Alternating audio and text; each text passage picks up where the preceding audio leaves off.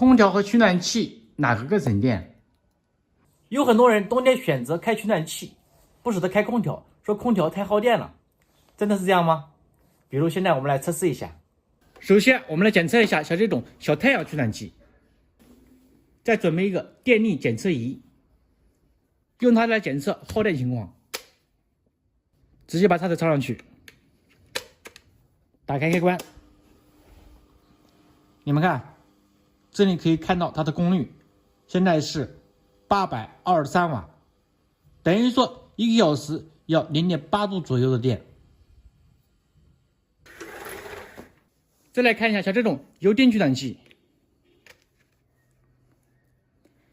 你们看2290瓦左右，等于说1个小时2度多的电。再来看一下这个空调，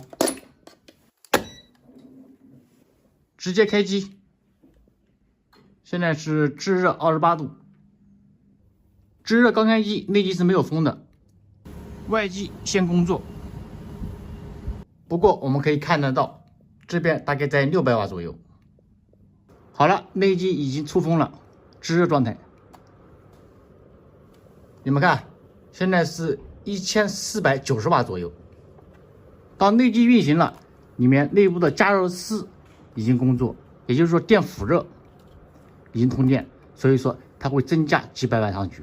如果把电辅热关掉的话，像这个空调啊，大概也就几百瓦，900瓦左右。像这个空调买来有10多年了，而且还是个定频的5型能耗。如果是变频空调的话，那就更省电了。比如像海信空调，国内第一代变频空调就是海信生产的，很多人还不知道啊，质量不错，性价比还高。而且变频空调不光省电，当达到设定温度，外机就会低频运转，这样室内不会出现一会儿冷一会儿热，持续保持这个温度，让人更舒适。所以通过刚刚测试，取暖器不一定就比空调省电，而且取暖器的加热，也就是说是一小块一点点区域，空调而是整个房间整个区域，制热效果会更好。现在你们知道了吧？不要再说空调耗电量高，不舍得开空调了。